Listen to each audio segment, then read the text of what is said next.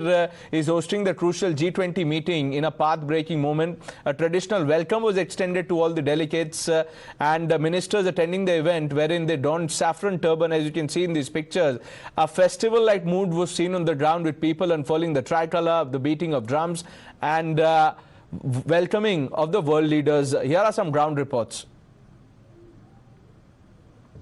Kashmir is that kind of a place. I was coming here since I was probably 1986. That's the first time I visited Kashmir. My dad has shot extensively in Gulmarg, Sonmarg, all these beautiful areas. And you will not believe I have shot in this auditorium 2016. This place has something magical. It draws people. It draws the attention of people. Such a surreal feeling when you come to Kashmir. No, actually, I think to add to what you say, there has been a tremendous transformation because of a number of a series of path-breaking decisions taken by Prime Minister Narendra Modi over the last few years. And in fact, the common man in Kashmir, the common man walking in the streets of Srinagar, has moved on. Kind of a false perception sought to be. But while India is celebrating the new normal, many like Mehbooba Mufti have a problem. This is what she said. They are trying to show that normalcy, everything is fine. I'm not opposing anything. Why should I oppose anything? But the way G20 is, it's an event for the whole country. But the BJP has hijacked it. They have even replaced the logo with lotus. The logo should have been something to do with the country, not with the party. Even houses have been taken over, homes have been taken over. There is 3, 4, 5 tier security. There are, check-ins going on. Everything in the homes is being turned upside down. Our problems are within the region. G20 may be something in which may be doing some kind of publicity for the BJP party at the national and the international level. Sushil Pandit, Majid Hydari, both joining us. Mr. Pandit, good evening. Why is Mehbooba Mufti so rattled by the transformation? What else did you expect, Pranesh? The problem is that there is grievance mongering going on for decades in Kashmir. Nothing seems to get their approval. I understand Kashmir has visibly changed. On surface, on the skin, it's looking better, beautiful. Security is managed better. And everyone can probably notice it. Those who go there for a few days, look around, feel the difference. And that itself is one big plus. Has it changed entirely? Is there nothing left to be done? Far from it. It is nobody's argument, not even of those who say that Kashmir has changed or transformed.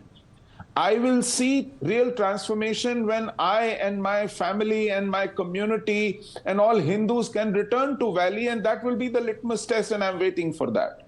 But the point is, it is an audacious move.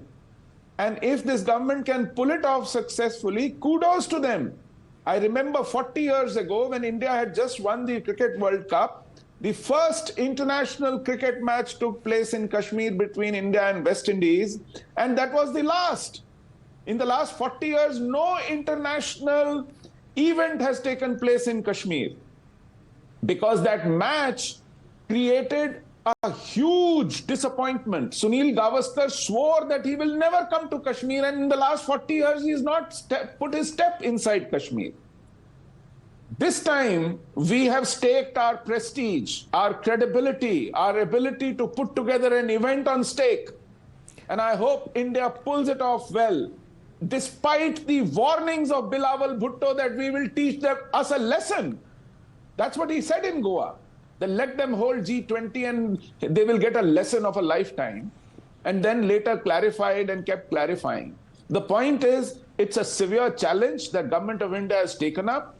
And I hope that India pulls it off very well. It is a matter of our prestige. It's a matter of our sovereignty. We are showing the world that it belongs to us, and it is with us. Mr. Majid Hydari, why are you looking so shocked with what Mr. Pandit has said? Well, Pranesh, it's definitely a historic day, braving all kinds of conspiracies and terror threats. The government has managed it very successfully, and I'll say it lives up to that mantra that Modi hai to mumkin hai. This is that definite moment of Modi hai to mumkin hai in Kashmir. But then let me tell you, what will you showcase to these foreign delegates? That pundits have not returned, that for the 5 years democracy is dead, that for the last 5 years now a statehood has not been restored, and that what about the promise made to the youth? You have given more job scams than jobs to the Kashmiri youth. And what about the level of corruption? You had been saying that there was Abdullahs and Mufti resorting to corruption, but now you have ruthless corruption and extortion, the kinds of complaints which are coming from JK administration. So Modi government needs to revive and reform entire Kashmir. It's not only about making the optics of G20 summit. It is about giving the good benefits of Modi government to the people of Kashmir and essentially even to the Kashmiri pundits who are trying for and waiting for their return to their homeland. I agree on the last point because Kashmiri pundits have been betrayed by all political parties for more than 3 decades now. But you say the democracy is dead in the last 5 years. Was democracy alive when pundits were butchered? Unfortunately, we are out of time. Mr. Hydri, Mr. Pandit, sorry I couldn't come to you, sir. We're completely out of time on this one. Maybe some other time we'll have this going. Taking a quick break, lots more lined up on the other side. Madhav Das Gopalakrishnan joins you next.